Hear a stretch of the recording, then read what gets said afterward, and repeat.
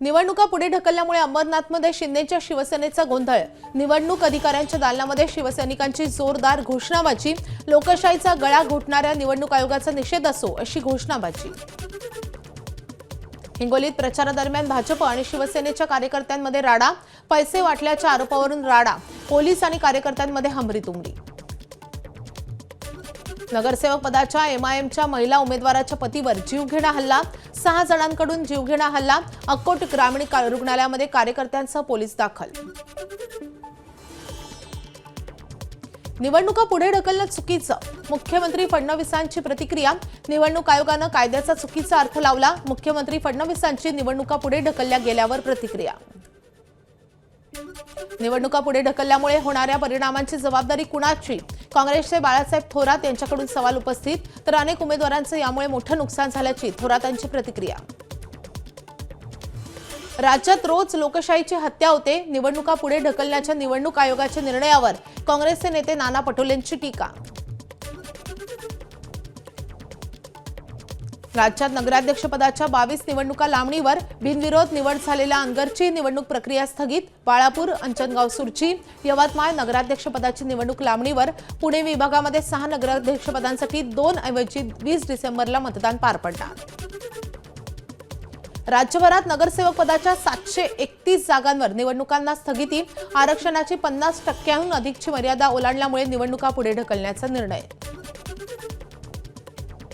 अमरावती जिल्ह्यामधल्या सर्वाधिक 187 नगरसेवक पदाच्या निवडणुकांना स्थगिती। त्याखालोखाल छत्रपती संभाजीनगरमध्ये 144, पुण्यामध्ये 143, नाशिकमध्ये 120, तर कोकण विभागामध्ये 69 आणि नागपूर विभागात 68 नगरसेवक पदाच्या निवडणुकांना स्थगिती। छत्रपती संभाजीनगर जिल्ह्यामधल्या फुलंब्री नगरपंचायतीच्या निवडणुकीला स्थगिती। 20 डिसेंबरला मतदान तर 21 डिसेंबरला मतमोजणी। 4 डिसेंबर ते 10 डिसेंबरपर्यंत नामनिर्देशन पत्र मागे घेता येईल। भंडारा नगरपालिकेमध्ये प्रभाग क्रमांक 15A आणि प्रभाग क्रमांक 12A या 2 ठिकाणच्या निवडणुका पुढे ढकलण्याचा निर्णय। उमेदवारांना आपली उमेदवारी मागे घेण्यासाठी पर्याप्त कालावधी न मिळाल्याच्या कारणावरून या दोन्ही ठिकाणच्या निवडणुकांना ब्रेक। निवडणुका पुढे ढकलल्या तरी निकाल एकाच वेळी जाहीर करा। रामराजे निंबाळकरांची मागणी। सातारा जिल्ह्यामधल्या सर्वच नगरपालिकांचा निकाल एकत्र लावण्याची मागणी। निवडणूक पुढे ढकलल्यामुळे मानसिक त्रास। बीडच्या परळीमधल्या भाजप उमेदवाराची प्रतिक्रिया। मतदानाची टक्केवारीही कमी होण्याबाबत उमेदवाराकडून भीती व्यक्त।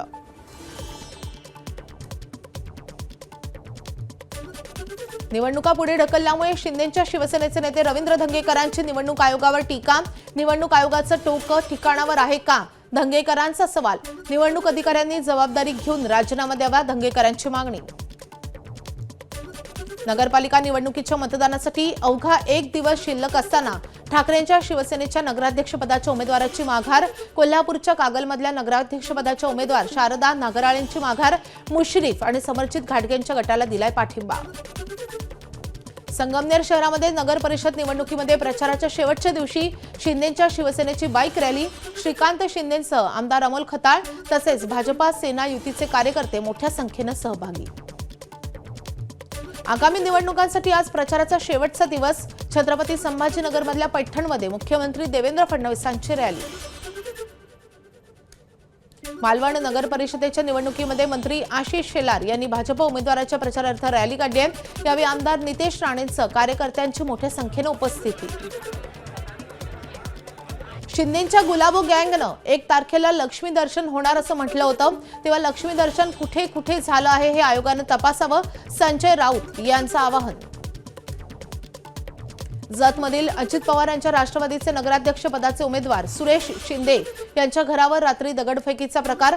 भाजपच्या काही लोकांनी ही दगडफेक केल्याचा राष्ट्रवादीचे नेते माजी आमदार विलासराव जगताप यांचा आरोप। सांगोल्याचे शिंदेच्या शिवसेनेचे माजी आमदार शहाजी बापू पाटलांच्या ऑफिसवर निवडणूक विभागाचे छापे। भरारी पथकाने छापे टाकून झाडाझडती घेतल्यामुळे शिवसेनेचे कार्यकर्ते संतप्त।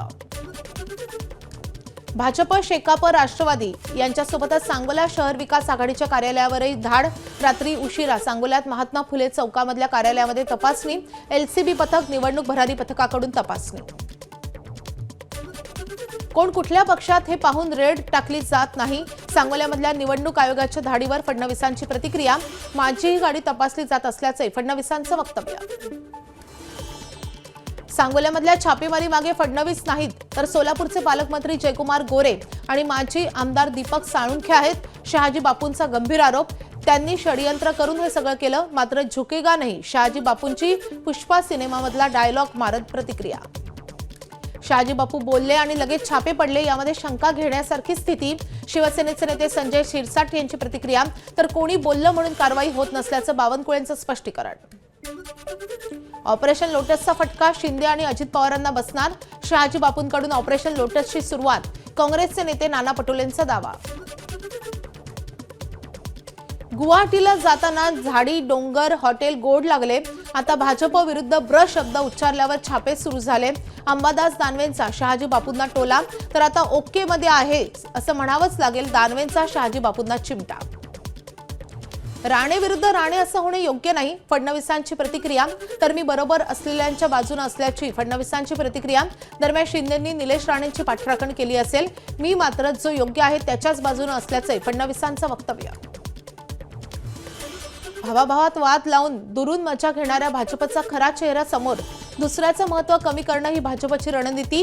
रोहित पवारांची टीका, भाजपच्या जाळ्यात न अडकता वादावर पडदा टाकायला पाहिजे. राणे बंधूंमधल्या वादावर रोहित पवारांची प्रतिक्रिया. प्रचारादरम्यान मुख्यमंत्री फडणवीस आणि उपमुख्यमंत्री शिंदे एकाच हॉटेलमध्ये मुक्कामी, यावर प्रचारात व्यस्त असल्यामुळे शिंदेंची भेट झाली नसल्याची फडणवीसांची प्रतिक्रिया. माझं इथे टक्कल पडलंय आणि हे मला शिकवतंय. उपमुख्यमंत्री अजित पवारांनी घेतली कार्यकर्त्यांची फिरकी. पुण्यातल्या राजगुरुनगरमध्ये अजित पवारांची प्रचार सभा. रायगडमध्ये आमदार महेंद्र थोरवे विरुद्ध सुनील तटकरे यांच्यामध्ये पुन्हा वाद. सुनील तटकरे यांनी आमदार थोरवे यांना डीएनएचा फुल फॉर्म माहीत नसल्यावरून डिवचलं होतं. तटकरेंचं आव्हान स्वीकारत थोरवेंनी सांगितला डीएनएचा फुल फॉर्म. भाजप आणि शिवसेनेमधली कटुता संपवण्यासाठी दिल्लीमधले शीर्षस्थ नेतृत्व मध्यस्थी करणार, सूत्रांची माहिती. महापालिका निवडणुकीमध्ये महायुतीला फटका बसू नये यासाठी हालचाली सुरू असल्याची सूत्रांची माहिती. नगरपंचायत आणि नगरपालिका निवडणुकीमध्ये शिवसेनेची जी अवस्था झाली तशी आपली होऊ नये म्हणून राष्ट्रवादीची सावध भूमिका. पुणे आणि पिंपरी चिंचवड महानगरपालिकेसाठी दोन्ही राष्ट्रवादी एकत्र येण्याबाबतचा निर्णय हा महायुतीच्या शीर्षस्थ नेतृत्वाला विचारल्याशिवाय घेणार नसल्याची माहिती. छत्रपती संभाजीनगरमध्ये ठाकरेंची शिवसेना आणि मनसेची पहिल्यांदाच एकत्र बैठक. मतदार यादीमधल्या घोळ्याबाबत एकत्र आंदोलन करण्यासाठी बैठक. अंबादास दानवे, मनसेचे सुमित खांबेकर यांच्या उपस्थितीमध्ये बैठक पार. धाराशिवमध्ये खासदार ओमराजे निंबाळकरांकडून उपमुख्यमंत्री एकनाथ शिंदेंची खिल्ली. शिंदेंच्या भाषणाची मिमिक्री करत ओमराजांनी उडवली आहे खिल्ली. तिजोरीच्या चाव्या कुणाकडे यावरून महायुतीचे नेते करत असलेल्या वक्तव्यावरही ओमराजेंची टीका. निधी तुमच्या बापाचा आहे का, ओमराजेंचं नाव न घेता अजितदादांसह सत्ताधाऱ्यांना सवाल. प्रचाराच्या शेवटच्या टप्प्यामध्ये सत्ताधाऱ्यांकडून विरोधकांना धमकावण्याचं काम सुरू. अनिल देशमुख यांचा आरोप, सत्ताधाऱ्यांकडून प्रचारात पैशांचं जोरदार वाटप सुरू असल्याचाही देशमुखांचा आरोप. अनिल देशमुखांनी 25 वर्षांच्या मंत्रिपदाच्या काळामध्ये काटोलसाठी केलंय काय? काटोल नगर परिषदेमध्ये भाजपच्या नगराध्यक्षपदाच्या उमेदवार कल्पना उपम यांचा अनिल देशमुख यांना सवाल. माझ्या आयुष्यात माझ्यावर साधी तक्रारही दाखल नाही, परंतु तुमच्या तिघांवर फौजदारी गुन्हे आहेत. राष्ट्रवादीचे खासदार सुनील तटकरेंचा निशाणा. आमदार महेंद्र दळवींची आमदारकी कोणत्याही क्षणी जाण्याची शक्यता, तटकरेंचा दावा. सांगलीच्या तासगाव नगर परिषद निवडणुकीसाठी आमदार रोहित पाटील यांची डोर टू डोर प्रचार. यावेळी जनता आम्हाला सत्ता देईल, रोहित पाटलांकडून विश्वास व्यक्त. बुलढाण्यामधल्या तेलगू नगरमध्ये काँग्रेस नगरसेवकाच्या बॅनरवर शाई फेकल्याची घटना. मतदानापूर्वी तणावपूर्ण शांतता, परिसरामध्ये मोठा पोलीस फौजफाटा तैनात. सोलापुरात पुन्हा एकदा भाजपचे ऑपरेशन लोटस. काँग्रेसच्या माजी नगरसेविका श्रीदेवी फुलारे यांचा भाजपात प्रवेश. गोल्डन नगरसेविका अशी श्रीदेवी फुलारे यांची ओळख. आतापर्यंत विविध पक्षाचे 15 माजी नगरसेवक भाजपामध्ये. मुंबई महापालिकेच्या प्रारूप मतदार यादीवर 9 दिवसांमध्ये 3,500हून अधिक हरकती. सूचना, प्रारूप मतदार यादीमध्ये जवळपास 4 लाखांहून अधिक मतदारांची नावं दुबार, तिबार आणि त्याहून अधिक वेळा अनेक मतदारांची नावं एका प्रभागातून दुसऱ्या प्रभागात गेल्याची माहिती.